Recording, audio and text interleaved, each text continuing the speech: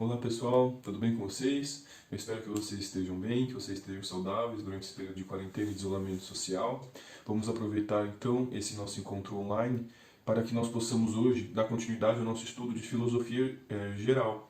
Dentro do estudo de filosofia geral, hoje nós estudaremos o último filósofo pertencente à Antiguidade Clássica, que é Aristóteles. Tudo bem? É importante que vocês saibam que Aristóteles ele foi um discípulo de Platão, tá bom? Que é o filósofo que a gente aprendeu na última aula.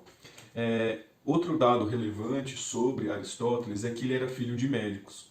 Ah, professor, mas o que é que a profissão dos pais do filósofo vai interferir? Pessoal, isso interfere porque, de certa forma, há alguns relatos de que os pais de Aristóteles teriam ensinado a ele esse lado da pesquisa empírica ligado com a medicina.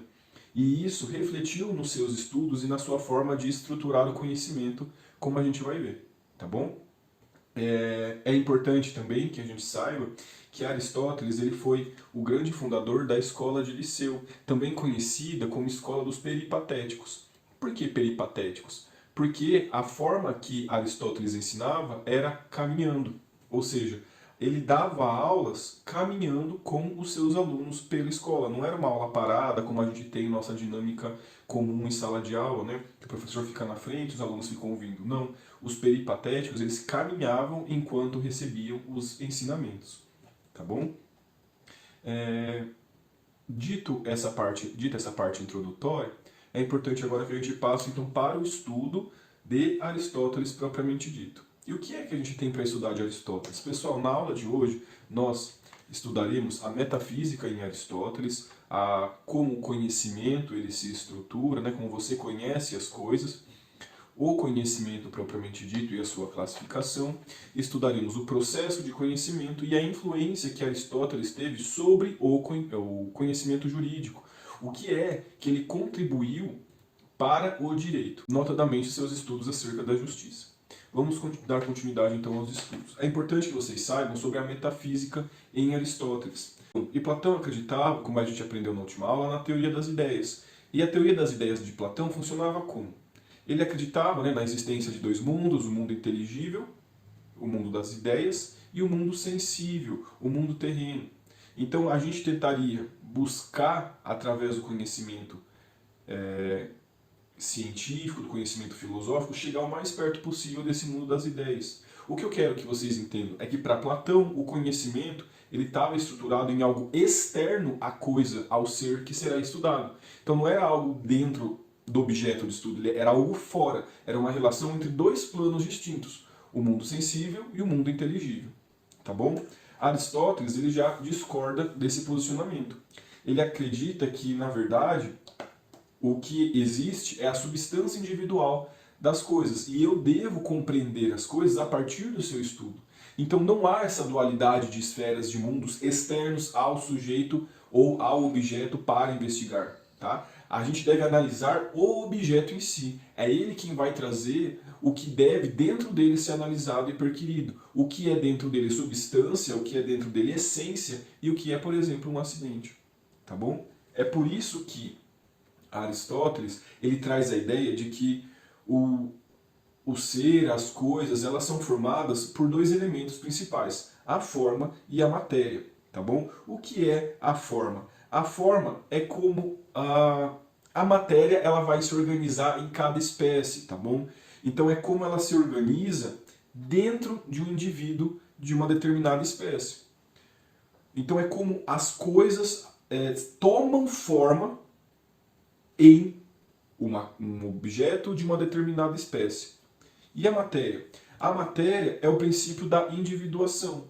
É aquilo que vai tornar diferente um ser de outro. Então ele acredita que o conhecimento ele deve partir sempre de uma análise da substância individual do que se pretende analisar, do seu fenômeno de estudo. E é por isso que ele traz os conceitos de forma e de matéria. A matéria ela seria o princípio da individuação, ou seja, são os elementos, são as características que distinguem um ser do outro, tá bom? O que me faz ser diferente dos outros seres humanos, por exemplo. São as características distintivas entre os seres. E a forma? A forma, por sua vez, é como a matéria ela se organiza em cada indivíduo, mas aqui em cada indivíduo de uma determinada espécie. Ou seja, quando eu penso, por exemplo, em cavalo, vem à minha mente a forma de um cavalo, né? Vem como a matéria, como os elementos se estruturam para que eu reconheça algo como um cavalo. Tudo bem? Só que nem todos os cavalos são iguais, os cavalos são distintos entre si. Essas características que fazem cada cavalo ser diferente um do outro, essas características distintivas é o que a gente chama de matéria, tá bom? Então forma são os elementos estruturantes que fazem com que determinados elementos sejam similares de mesma espécie, tá? É aquilo que aproxima determinadas espécies. Já a matéria, por sua vez, é o princípio da individuação. É aquilo que distingue os elementos dentro da própria espécie. Então, o que me torna humano é a minha forma, por exemplo.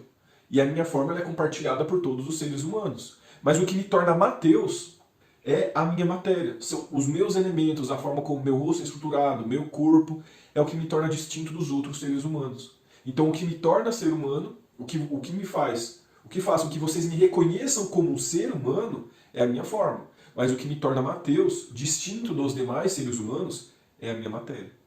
Tudo bem? E como que eu identifico a forma da matéria?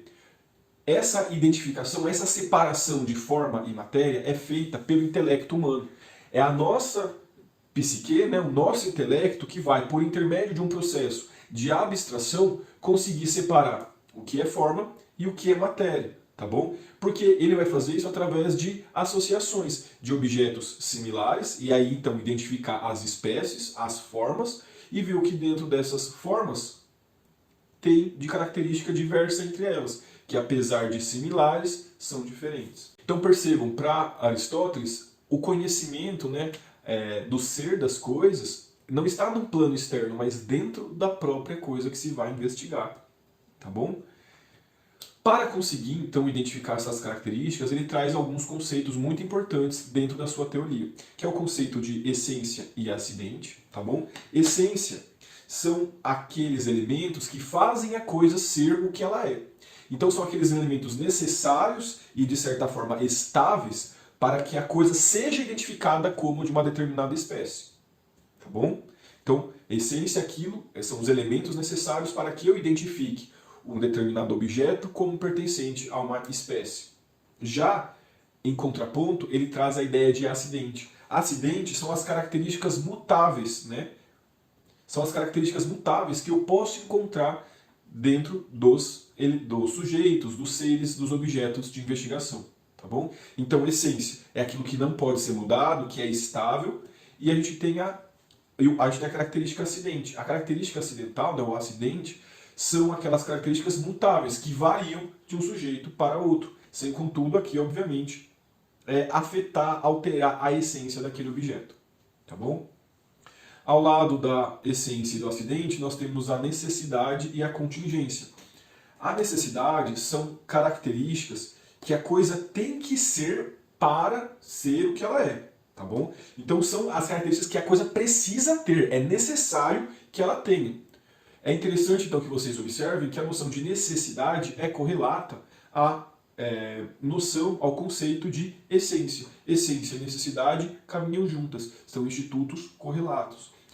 Ao lado da necessidade, ele também traz o conceito de contingência, que é o seu oposto. Contingência são características variáveis, características mutáveis, tá bom? Que podem mudar com o tempo.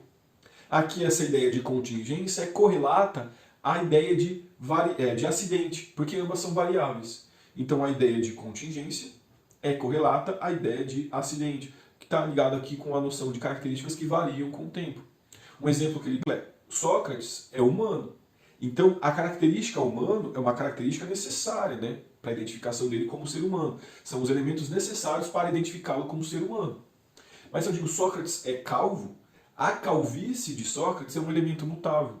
Nem sempre ele foi calvo, tá bom? E o fato dele ser calvo não vai fazer com que ele deixe de ser um ser humano. É só uma característica que ele tem hoje, que ele não teve ao longo de toda a vida dele, tá bom? mas que o individualiza, que o torna distinto de outros seres humanos. E, em seguida, ele também traz os conceitos de ato e potência. O que é ato? Ato é aquilo que uma coisa é neste exato momento, tá bom? É aquilo que ela é agora, é como eu a identifico neste momento específico. Aristóteles, então, ele traz o conceito de ato e potência. Ato é aquilo que a coisa é neste instante que eu observo. Então, quando eu olho para esse elemento, o que ele é agora? Tá bom? O que ele é agora? Então, o exemplo que ele nos traz é olhar para uma semente. Quando eu olho para uma semente nesse momento, o que ela é agora? Ela é uma semente. Só isso. E potência? Potência é aquilo que ela tem poder para ser.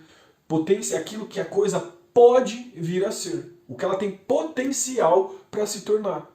Então, quando eu olho para uma semente, agora ela é uma semente, ato. Mas o que ela pode ser? Ela pode se tornar uma árvore. Essa árvore, ela pode virar lenha, ela pode virar um móvel, ela pode virar um papel, que esse papel vai virar um livro ou vai virar um caderno. Então percebam, a semente, ela neste momento é uma coisa só, é semente. Mas dentro dela, ela guarda o poder, a possibilidade de ser várias coisas, de ser múltipla. E eu não sei, né, necessariamente no que ela vai se tornar. Se ela vai ser um móvel, lenha, se ela vai ser um papel, um livro. Tá bom? Mas ela tem a potência, ela tem o poder, ela tem o potencial de se tornar tudo isso no futuro. Tá bom? Então esses são os conceitos primordiais aqui da ideia dentro da metafísica em Aristóteles. Essência e acidente, necessidade e contingência e ato e potência. A seguir, vamos então analisar a teoria das quatro causas, que é a teoria que ele traz para que a gente consiga então compreender melhor as coisas. As etapas que eu passo para compreender melhor o objeto, melhor o fenômeno de pesquisa. Dentro dessa teoria das quatro causas, como eu disse, são quatro causas que eu analisarei. A primeira delas é a causa formal. Pela causa formal, eu analiso as características que fazem aquela coisa ser o que ela é. Tá bom? Então, qual é a forma que faz ela ser o que ela é? Então, eu olho para a forma da coisa. Tá bom? Eu olho para a forma, a estruturação da matéria nela. Analisada a forma da coisa, ou seja, o que torna ela o que ela é, né, como a matéria está estruturada nela, nós passaremos para a análise da causa material. Na causa material, eu vou ver do que ela é feita, tá bom? Então primeiro eu olho a forma e como está estruturado na causa formal, e depois eu passo para analisar do que ela é feita. Qual o material em si que foi utilizado para aquilo ser feito. Então, por exemplo, eu olho primeiro para esse caderno, eu vejo a forma que ele tem. E depois eu tento identificar do que ele é feito. Ó, papel, né? Aqui é papel, isso aqui é metal. Então eu tento identificar a matéria que deu causa a isso. Do que é feito? Qual o material utilizado para que isso seja feito? Em seguida, eu passo para a próxima causa, a terceira causa, que é a causa eficiente. Ou seja, o que fez com que essa coisa tomasse essa forma? O que fez, o que foi feito para a sua transformação? Então, o que aconteceu para que esse caderno ele tivesse isso? O que aconteceu para que esse papel, né, feito de celulose, se tornasse? Quais foram os processos pelo qual esse processo passou para chegar até aqui?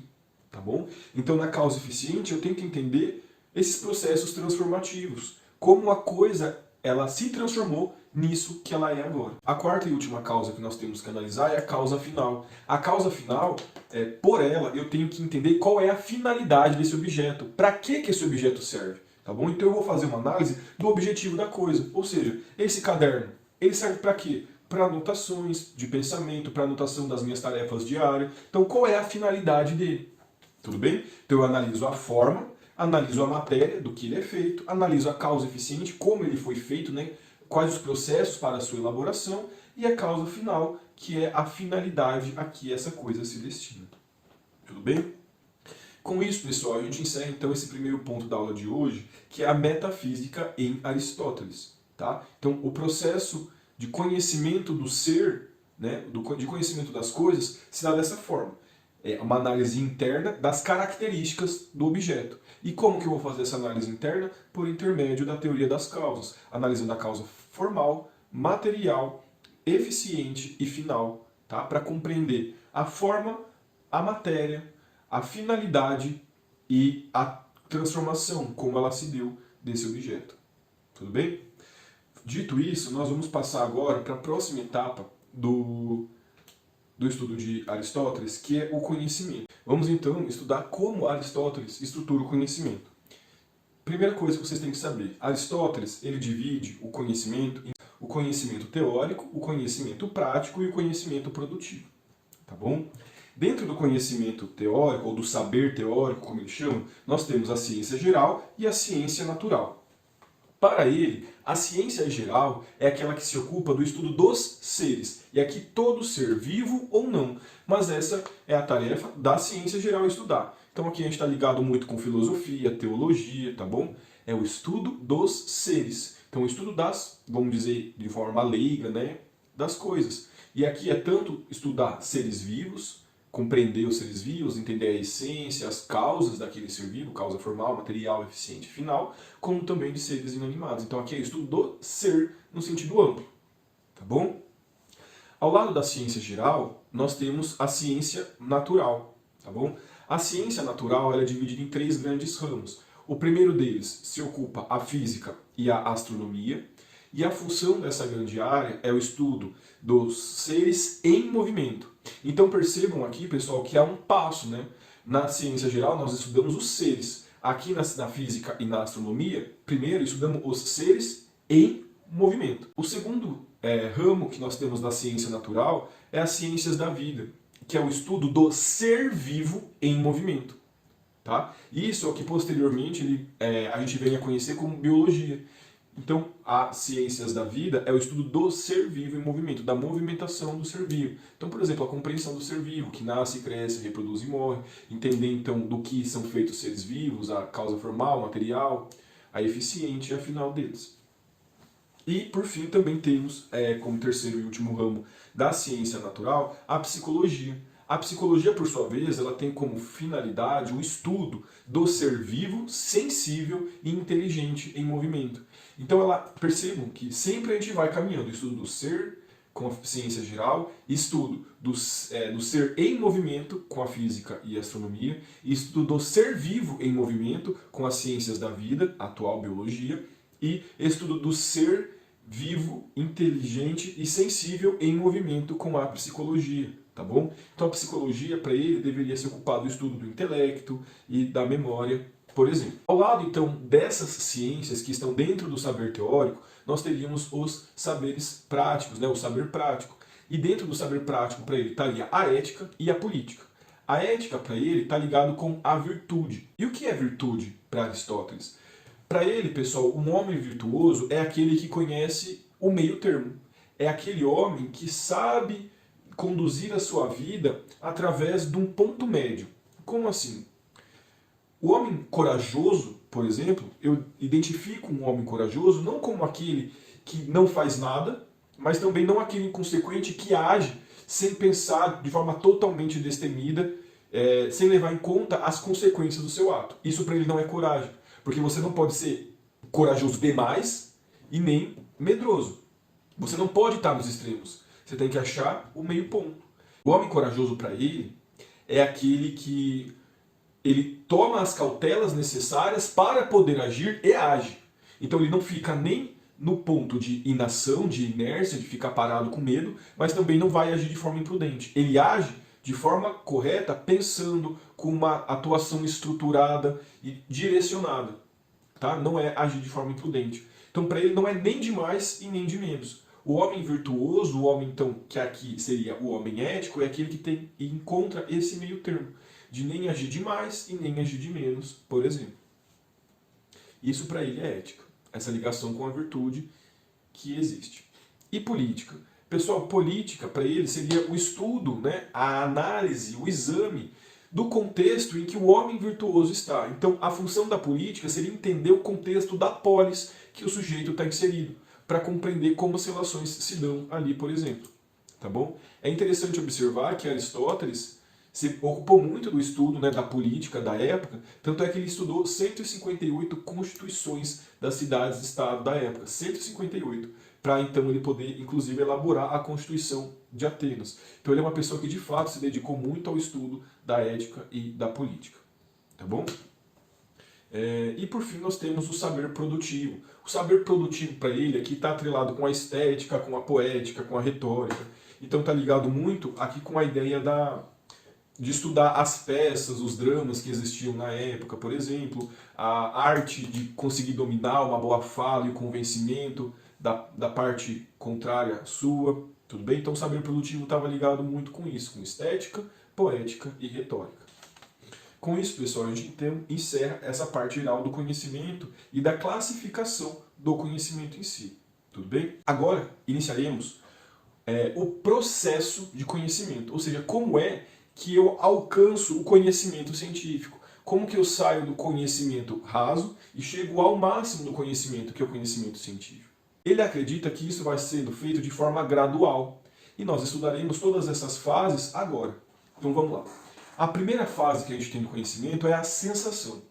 A sensação para ele está ligada com a percepção dos nossos sentidos. Visão, tato, olfato, paladar, audição, tá bom? Então, os nossos sentidos são sim um ponto de partida para o conhecimento. É através deles que eu consigo perceber a minha realidade, consigo compreender a minha realidade, mas ela é só o ponto de partida. Ela não se encerra, tá? Ela não é um fim em si mesma, ela não acaba, ela não se esgota aqui. A sensação, então, ela é apenas o ponto de partida para eu começar a atingir o conhecimento científico. Então eu tenho a sensação, e o que eu faço com essa sensação?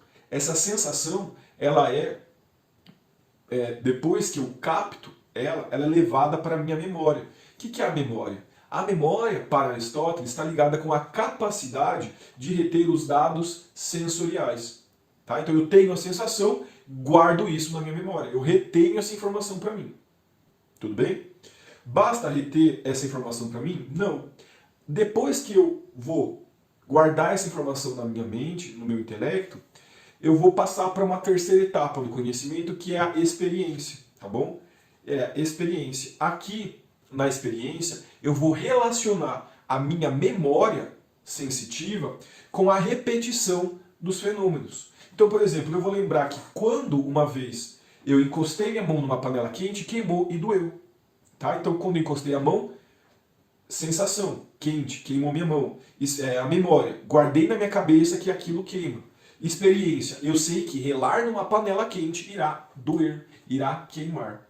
Tá bom? E isso é experiência. A relação da minha memória, né, com outros fenômenos similares que vão acontecer. Tá bom? Eu percebo a repetição e consigo identificá-la. Após a percepção, né, dessa repetição de fenômenos, com auxílio da minha memória, a gente vai passar para a quarta e penúltima fase do conhecimento, que é a técnica.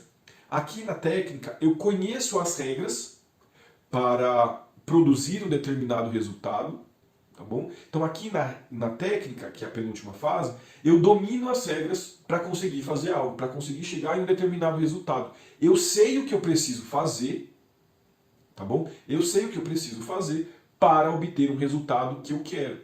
Então agora eu penso, olha, eu sei que se eu relo na panela, aquilo queima. Eu quero queimar uma pessoa com ferro, tá bom? O que eu faço? Vou esquentar um pedaço de metal, e eu sei que aquilo vai doer, e eu vou, então, desejar aquele resultado para queimar uma pessoa. Tudo bem? E isso seria, então, a técnica. Eu sei que esquentar, colocar no fogo o metal, deixando ele quente, quando eu tocar a pele de uma pessoa, vai provocar dor. Então essa é a técnica, eu dominar o conhecimento de como repetir aquilo. Tá bom? Aqui então eu sei o porquê das coisas. Só que é importante que vocês saibam que na técnica há um fim imediato. Tá? Eu vou realizar aquele ato com o fim de empregá-lo naquele momento. Tá bom? De empregá-lo naquele momento. Eu quero colher uma utilidade imediata. Então eu quero, por exemplo, queimar alguém agora. Eu quero provocar dor em alguém agora. Eu sei como isso se faz, eu sei que se aproximar um metal do fogo, deixá-lo um tempo ali, ele vai esquentar e vai queimar. Então eu utilizo isso para um fim imediato, um fim agora que eu desejo. Tudo bem? E, por fim, chegamos na última etapa do conhecimento, que é o conhecimento científico. Aqui no conhecimento científico eu vou dominar todas as regras e princípios existentes para a realização de um determinado fenômeno, Mas essa compreensão de regras e princípios não tem um fim imediato.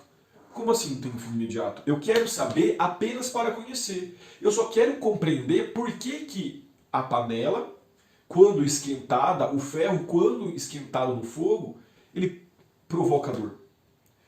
Eu não quero buscar esse conhecimento para provocar a dor em alguém. Eu só quero entender por que ele acontece. Eu só quero compreender as regras e os princípios que regem esse processo. Tá bom? Sem pensar na sua aplicação prática. Tudo bem?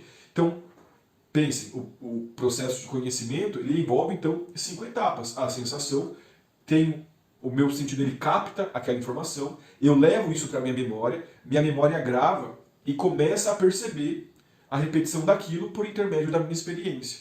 A minha experiência, percebendo a repetição, consegue identificar algumas regras e desenvolve, então, através do reconhecimento dessas regras, a experiência. Então, a experiência, eu domino as regras e reproduzo aquele resultado quando eu quero. Mas eu só reproduzo quando eu quero obter um determinado fim, obter aquele resultado específico. É só para isso que eu faço. O conhecimento científico está um degrau acima. Eu compreendo as regras e princípios, mas para conhecer, para saber como aquilo funciona, não para empregá-lo naquele momento necessariamente. Tá bom? Com isso, então, pessoal, a gente encerra essa teoria do conhecimento para Aristóteles. Agora passaremos para a contribuição de Aristóteles dentro do direito. O que as pesquisas e o que os estudos de Aristóteles trouxeram de inovação ou trouxeram de reflexões para o direito na época. A influência de Aristóteles para o direito tem 2 pontos principais, que é compreender a justiça e a teoria política dele, né? O que ele entende como, aqui no caso, governo. Primeira coisa, vamos estudar então a justiça. O que é justiça para Aristóteles? A justiça para ele é dividida em 2 grandes áreas. A gente tem a justiça geral e a justiça particular. A justiça geral, ela está ligada como manifestação da virtude. E não se esqueçam que virtude para ele é o meio termo. Então é o hábito que eu adquiro, né, de constantemente atingir o meio termo das minhas atitudes. Nem ser de mais e nem ser de menos. Sempre ser o meio termo, aquela conduta, aquela postura intermediária. Tá bom? E a outra forma como ele vê a justiça geral é a sua ligação com o respeito à lei produzida na polis. Tá bom? Isso é justiça geral. Então, a manifestação da virtude, né, e o respeito à lei. Já a justiça particular, ela pode ser dividida em 2 grandes eixos. A justiça distributiva e a justiça corretiva. A justiça distributiva, ela seria uma ligação entre o Estado e o sujeito. Nesse momento, seria a missão, por exemplo, da polis, né, dar a cada indivíduo conforme o seu mérito. E seria aqui uma distribuição de cargos, de vantagens financeiras dentro da polis. Tudo bem? Então aqui é a distribuição do que existe entre os cidadãos. Essa distribuição será feita conforme o mérito. Aqui, pessoal, é interessante que, vamos imaginar, se para Aristóteles nós tivéssemos que distribuir flautas, o mérito seria quem sabe tocar flauta. Tá bom? Por exemplo. Então aqui nós devemos entender que ele acredita que na justiça distributiva, os bens, os cargos, as vantagens financeiras, elas devem ser distribuídas conforme o mérito. Essa noção de mérito, ela vai variar de acordo com cada sociedade. Cada sociedade vai interpretar o mérito de uma determinada forma. Tá bom? Então a gente tem que compreender e contextualizar isso dentro de cada sociedade, o que ele vê como mérito. É interessante observar também que alguns autores, como o Eduardo Bittar, apontam que para Aristóteles, dinheiro, necessariamente, né, você ter dinheiro não é mérito, tá bom? Isso não pode ser levado em consideração como mérito, tá bom? Isso é justiça distributiva, é distribuir as vantagens financeiras, os cargos e as funções dentro da sociedade entre os cidadãos conforme o mérito de cada um deles, tá bom? Ao lado da justiça distributiva, nós temos a justiça corretiva. A função da justiça corretiva, como o próprio nome já diz, é corrigir eventuais disfunções na relação entre particulares, entre 2 pessoas. Tá? Então aqui não é mais uma relação entre Estado e sujeito, distribuindo riqueza, distribuindo cargos. Aqui é uma relação entre sujeito e sujeito, tá bom? Entre 2 pessoas, entre mim e você, por exemplo, que está assistindo esse vídeo. A justiça corretiva, ela é dividida entre justiça voluntária e justiça involuntária, tá? A justiça voluntária é aquela em que as partes desejaram entrar e celebrar aquela relação. Há vontade das partes em participar daquela relação jurídica, tá bom? Seria, por exemplo, o contrato de compra e venda, né? Nessa relação, as partes desejaram celebrar isso. E o justo corretivo involuntário? No justo corretivo involuntário é aquele em que uma das partes não desejou estar ali naquela relação jurídica. Não há ou não houve vontade dela de participar. Essa justiça ou justo involuntário está ligado muito com responsabilidade civil. Quando você causa dano a outra pessoa. Essa pessoa ela não pediu a causação do dano. Ela não desejava que você gerasse um prejuízo a ela. Mas esse prejuízo aconteceu.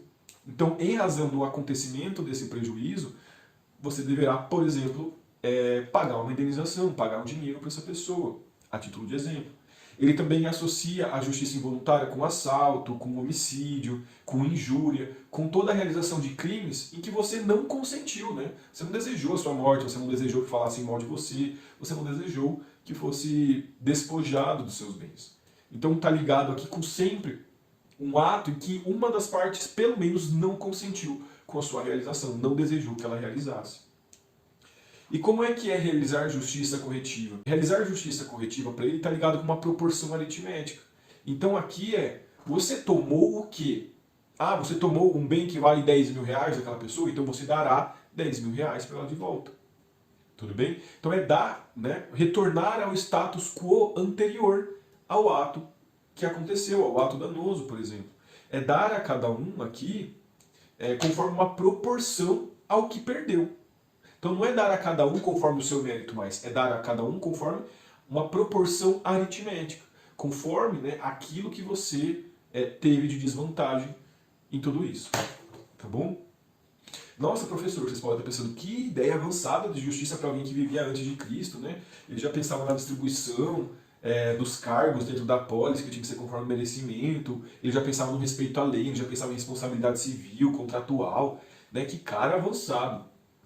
Pessoal, não é bem assim, tá bom? A gente não pode esquecer que a justiça, aqui para Aristóteles, infelizmente, ela era uma justiça que era aplicada entre iguais somente. Como assim uma justiça aplicada entre iguais? Dentro da sociedade ateniense, dentro da sociedade grega, nem todo mundo era considerado igual. Então, por exemplo, há pessoas que não tinham essa igualdade alcançada, como mulheres, escravos e menores. A essas pessoas, mulheres, escravos e menores, a eles não eram aplicadas as ideias de justiça, tá bom? E justiça não era aplicada para eles, eles estavam fora de tudo isso que eu disse. Toda essa construção bonita, de justiça que a gente aprendeu aqui agora, era aplicada somente entre cidadãos atenienses, homens maiores de idade, que tivessem propriedades e fossem livres. Então, apesar de ser uma construção muito interessante, ela não era aplicada para todos. É uma justiça, que será uma medida apenas aplicada à elite da cidade. Não é algo que é aplicado a todos os cidadãos. Tá bom? É interessante também que vocês saibam que aqui a escravidão que eu falo não é a escravidão negra, né, pessoal? A escravidão negra, ela vem lá no ano de 1400, mais ou menos. A escravidão que eu falo aqui é a escravidão de qualquer homem livre. E normalmente essa escravidão, ela acontecia por dívidas ou então prisioneiros de guerra, principalmente. Os principais escravos nessa época, como vocês já devem ter estudado, eram pessoas que vinham em razão da prisão delas durante uma guerra existente. Tá? Então aqui não havia essa escravidão em razão da cor de pele diferente. O fundamento da escravidão aqui era outro.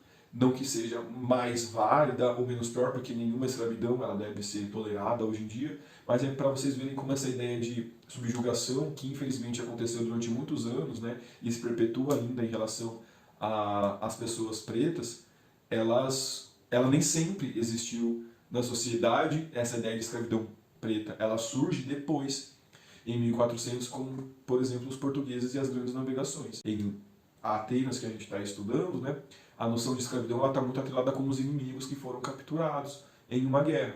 Não necessariamente, e não é ligada mesmo com fatores de etnia, de raça, de cor. Então, pessoal, é importante que vocês saibam que, para Aristóteles, além de tudo isso, justiça ela é uma ação. Ou seja, não basta eu saber o que é justo na teoria, no conhecimento científico. Eu tenho que aplicar. Não basta um juiz saber o que é o mais adequado a ser feito se ele não faz. Então a justiça para ele está ligada também com uma ação. Como eu disse, né, justiça para ele está muito ligado, principalmente a justiça geral, com uma virtude. E ela é uma característica que nem ser de menos, nem ser de mais. É o meio termo.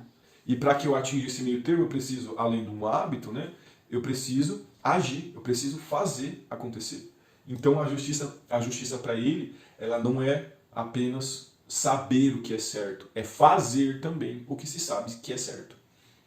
É por isso, então, que para se falar em uma conduta justa ou injusta, a pessoa ela tem que saber o que está fazendo. Então, eu preciso de uma conduta consciente, eu sei o que eu faço, e uma conduta voluntária, desejando realizar o ato justo, tá bom? Então, a justiça ela é uma ação, e uma ação consciente e voluntária. Eu faço sabendo que aquilo é justo e desejando o justo, tá bom? O que é importante que vocês saibam, então, agir de forma justa vai culminar na equidade, tá bom? A justiça, para Aristóteles, ela culmina na igualdade, na equidade. Então, para ele, o bom julgamento e a boa aplicação da lei vai gerar, em cada caso concreto, a justiça. Então, eu devo aplicar de forma correta a lei em determinados casos para que se promova a equidade, para que se promova a justiça. Por quê? Porque para ele a lei representa a vontade dos cidadãos. Porque foram esses cidadãos que debateram sobre a elaboração da lei. Então notem aqui uma diferença, né? Hoje a gente não debate diretamente sobre a elaboração das leis. Na época de Aristóteles, sim, a lei era aplicada, essas ideias de justiça eram aplicadas para os cidadãos que participavam dessas deliberações.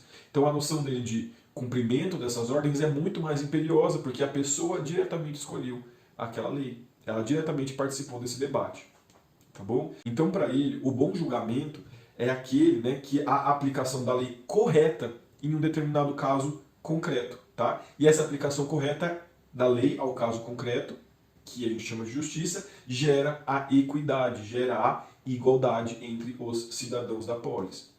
É interessante observar que aqui não é a aplicação da lei fria, né, que a gente chama, então, da literalidade da lei. Ele admite que a lei ela seja adaptável ao caso concreto.